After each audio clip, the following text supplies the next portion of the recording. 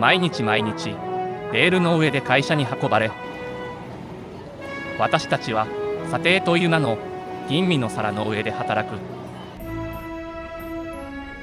例えるならば、私たちは回転寿司のようなもの。回転寿司で仕事帰りのくつろぎのひととき、選ばれる立場から選ぶ立場に変わる。故に人は回転寿司へ足を運ぶのであろう。安くてうまい回転寿司、皮肉にも安月給で馬車馬のように働く平社員のようで、回るだけ回って誰にも取られない寿司を見ていると、役職がつかないことをぼやく先輩社員を思い出すのである。レールの上を回る寿司はまさに私たちを投影しているかのよう。突然にピックアップされ食される寿司、まるで突然の事例で地方転勤を命じられる平社員のようにも思える。米国無慈悲。分譲マンションを購入したのに転勤させられる同僚。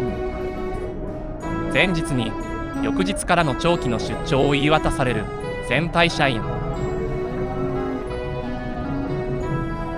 企業というレールの上で回る私たちには選択肢などないのだ。月給という名の皿の上に乗せられ、必要な時に必要とされた使い方をされる。キャリアアップとは店を変え100円皿から200円皿に乗ること。回転寿司は企業と社員の縮図のようなもの。そんなことを考えてしまうのである。そう考えると寿司職人は人事担当、100円皿の上に乗るのは新入社員である。お醤油をテロテロしちゃう若者もいずれこのレーンの100円皿に乗るのであろう。いや、もしかしたらレールの上に乗ることすらままならないのかもしれない。いたずら電話、ピンポンダッシュ。令和の SNS 時代、もはやいたずらでは済まされない時代になってきた。無事にレールの上に乗るためにも間違った自己承認欲は消し去らなければならないのだ。皮肉にも少年たちに回転寿司が教えてくれたように思えてならない。それにしても回転寿司で飲む酒はうまい。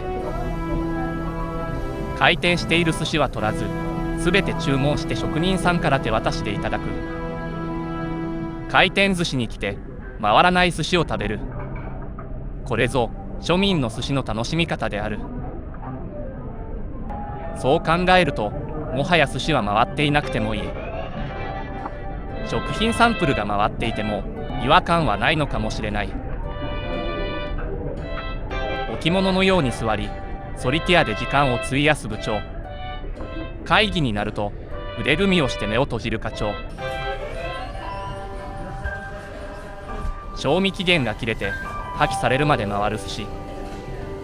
3週くらい同じ寿司が回っているのを見ると、何をしているのかわからない中年管理職を思い浮かべてしまうのである。